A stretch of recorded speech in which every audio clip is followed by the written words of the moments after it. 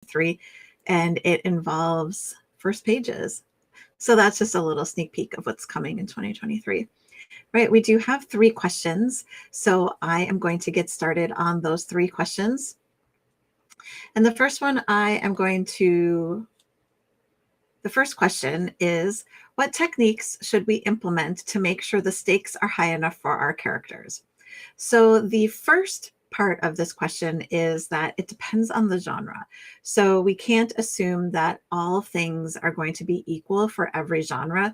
Different genres are going to have different expectations.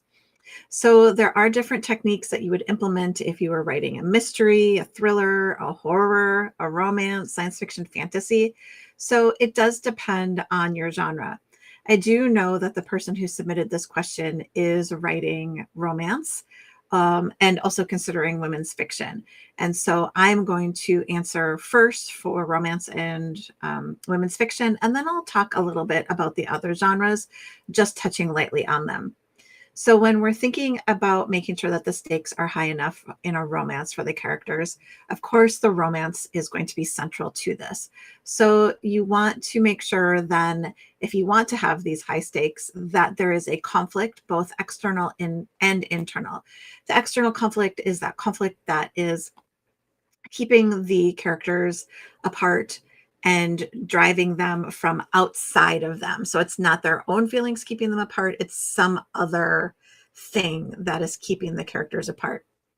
And this could be even something as simple as it's a long distance relationship, and that's the conflict. So the external conflict is the distance. Internal conflict would be, fears, trauma, emotional wounds. Those are the things that are the internal conflict. So making sure that you have those in place, those 2 things, external and internal conflict, for your characters in a romance is going to help make the stakes higher.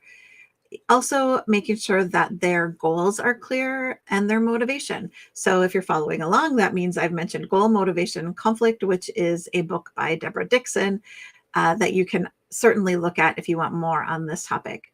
But making sure that we know what they want and what they're striving towards, because if we don't know their end goal, if we don't know what their motivations are, we cannot know whether or not what their struggles are. We can't know if they're making it or not making it, or what they're trying to achieve.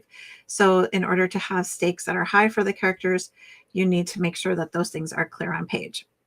Now, the next thing, and this is something that can work in different genres, and this is something that I talk about in my Pacing Demystified class. So if you want more on this, you can check out that course, and I just popped that link into the chat. You can use escalating events in order to keep raising the stakes. So escalating events, in short, are when you keep asking, okay, what now? What else could happen? What else could happen that's bad to this character? What other thing could become a barrier or an obstacle? So if you keep escalating the tension and escalating what's happening to the character, that also can create higher stakes.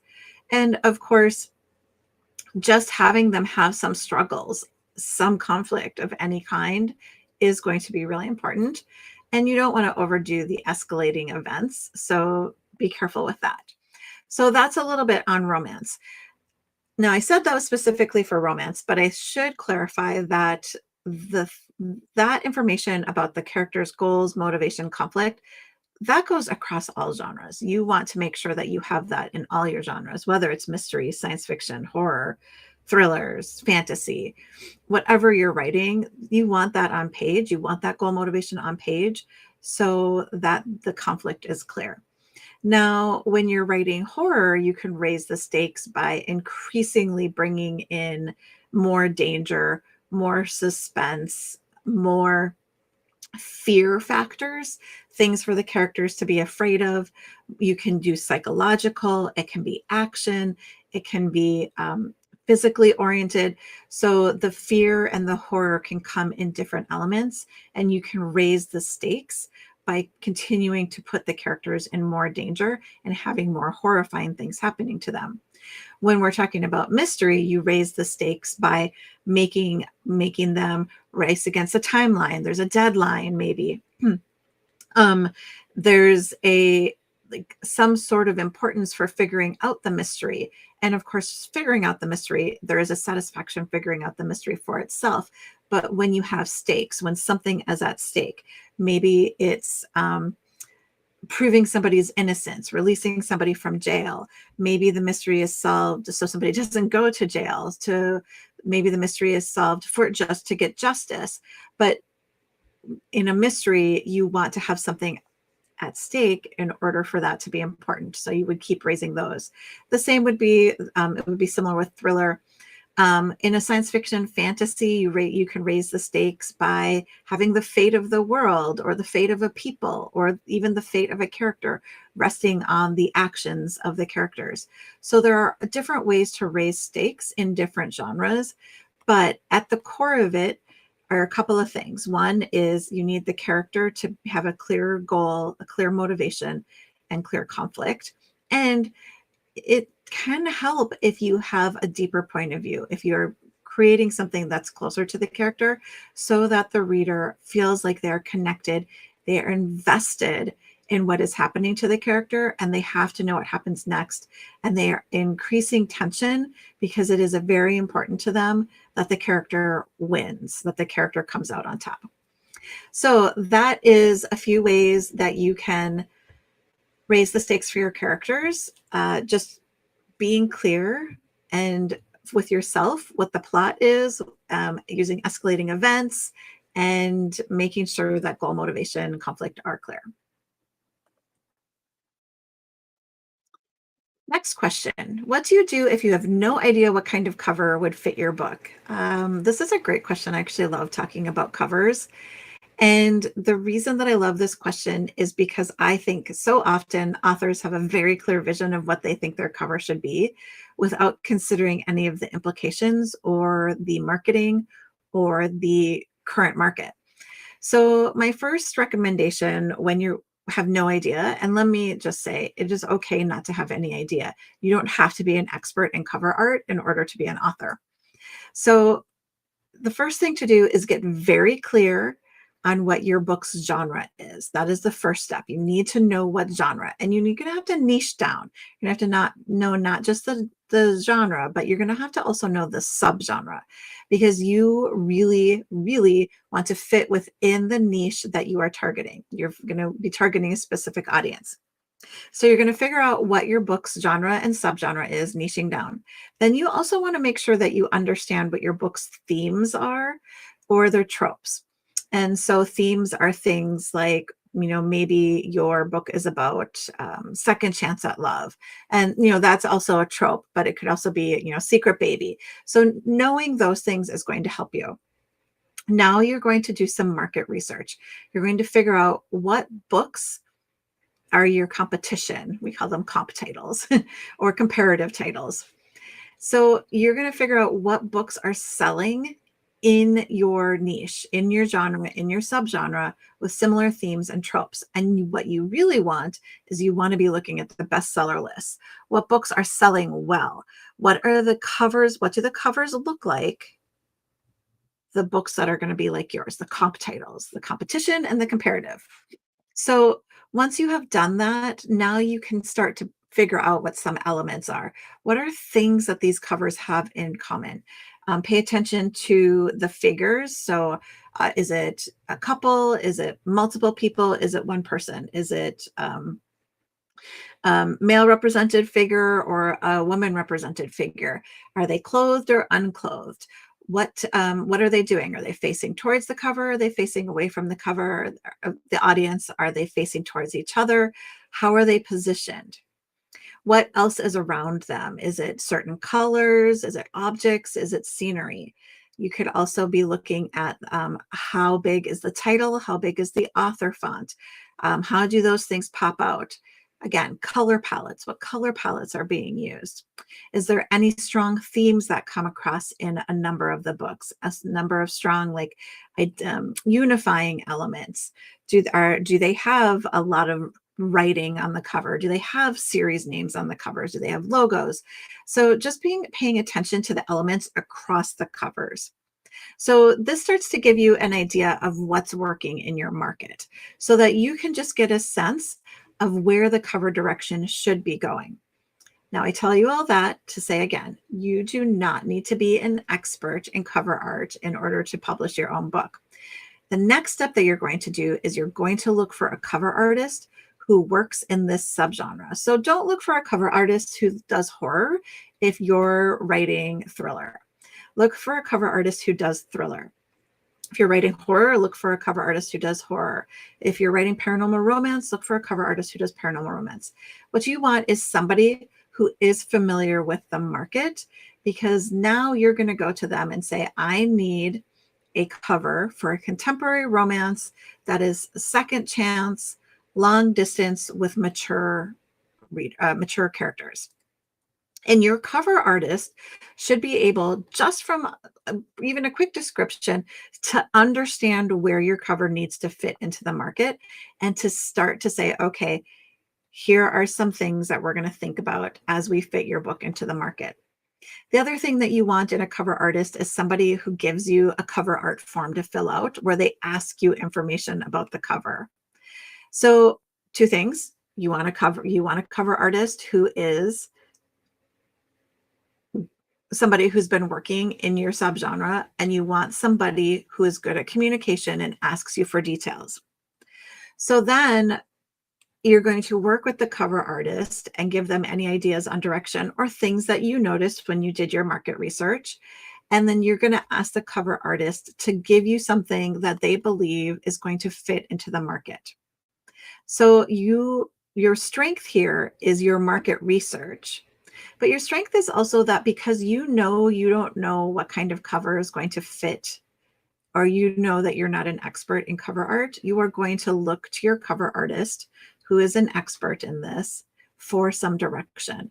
And you are going to ask your cover artist to give you a cover that fits the book with the details that you've given them, but also fits within the market. It can stand out a little bit. It doesn't need to be completely unique for the most part. Contemporary romance, paranormal romance, even thrillers and mysteries, there's not a lot of covers that are like, wow, this is super, super unique. And that's okay, because readers aren't looking for super, super unique. They're just looking for something that says, this is a quality book in the genre that I like to read. And I'm going to go ahead and keep finding out more information about this cover. So that's what the cover's job is. The cover's job is to draw the reader in so that they find out more information. The cover's job is not to sell the book. It is only the first step in the marketing, in the draw in. So that gives you a little bit of information about what to do if you have just no idea about cover art. There's some steps to take. There are some concrete actions that you can take. And just remember, you do not need to be the expert. You want to find a cover artist who's the expert. Okay, last question. This is a great question to end the year with. Preparing for the upcoming years, what are some meaningful or best bang for buck focus areas for a newer author, and tips for goal setting that keep the main thing without overwhelm? I absolutely love this question too, because this is really one of the key things that I focus on in the Book Boss Strategic Intensive group coaching session. And we're starting a new session right at the beginning of January 2023. And there is always a wait list. I have dropped the wait list in the comments or show notes. And one of my things for authors is to avoid overwhelm and to avoid burnout. So I love that the person who asked this question is thinking about how to avoid that overwhelm. And they have made it clear that they're a new author. But my answer is really going to work whether you're a new author or whether you're an author who's been publishing for a while. Some meaningful things to focus on are, first, understanding what you want to achieve in 2023 and what you want to achieve moving forward. So what's your idea of success? What is going to make you feel successful at the end of 2023, and what's going to make you feel successful in your career? Once you have that idea, then you can start making plans to move towards that idea rather than throwing it all at the wall to see what sticks. So in order to start planning for 2023, the next thing that I would ask you is, what have you already done? And what areas do you think that you need to focus on? So if you've already written 5 books, then it might be time for you to put more emphasis on marketing and promotion. But if you've got 1 book under your belt, then it might be time for you right now to focus on writing and building the backlist and figuring out what your brand is and what your author voice is and who your audience is. So this question doesn't have a one size fits all answer in terms of specifics, but it has a one size fits all answer in terms of the thing that you do is going to be the thing that you can do, not the thing that you wish you could do or the thing that you think you should be able to do. But I want you to focus on those things that fit into your life so that you're working on your writing and that you're working on your business, but you're not working towards burnout and you're not working towards overwhelm. So take a look at what is practical for you in terms of either marketing or writing or both, and set some goals that are within your capability. Again, not aspirational, but practical. The things that you can do because it fits into everyday life. Not that you're going to say, normally I only write 3 times a week, maybe 500 words. So I'm maybe writing 1,500 words a week. But in 2023, I'm going to write 5,000 words a week. That's going to lead to disappointment and frustration and burnout. So instead, set a practical schedule for marketing, for social media, for writing, and focus on just a few areas that are going to move you ahead in a meaningful way. And when you look back at the end of 2023, you say to yourself, I did that. I feel really good about 2023. I don't feel exhausted because I tried to do all the things, but I feel positive because I made some meaningful strides. I made some meaningful gains. I figured things out about myself. And now I can move into 2024 with new goals, new areas of focus. So I know that's probably not quite the answer that you were looking for, but hopefully it starts to shape the way that you're thinking about 2023 and the areas of focus so that you can focus where you need to focus. And unfortunately, I don't know enough about your circumstances. For those who are in the Book Boss Strategic Intensive and Success Alliance, I can usually answer this a little bit more personally. But for others, I have to answer a little more generically. So I can't give you specific areas, but I can give you this outline of how to follow and how to decide in order to move to the next steps. So you can break it down into some big buckets and decide where you want your focus to be. Again, I think marketing, promotion, writing, those are the 3 main things, but also it may just be learning. There may be a learning bucket where you want to take some classes, or there may be a teaching bucket where you start wanting to teach and reach out to other people. So don't make a to-do list. Write down maybe 3 things to focus on for 2023 and move forward with those. Okay, thank you all for joining me. This is the last 3 at 3 for 2023, but I'm coming back in 2 weeks, right at the beginning of 2023, and I will be back on January 3rd, so it's a Tuesday at 3 o'clock. Make sure that you get your questions in, especially if you have questions to start the year. And please do make sure that you are join the Book Boss Strategic Intensive waitlist. That's going to be going on sale. Spots are opening up. We're limiting it to 15 right after Christmas. So please do join me for that. We had 13 people join us for this last session, and I know that they had some really terrific insights and things that they took away. And I saw Anne in the comments saying that it was great. So thank you, Anne, so much for saying that. And I welcome everybody to join in 2023 if you are interested in creating a business that works for you with less overwhelm and more confidence. All right, with that said, I will wish everybody a happy holiday, and I will see you in 2023.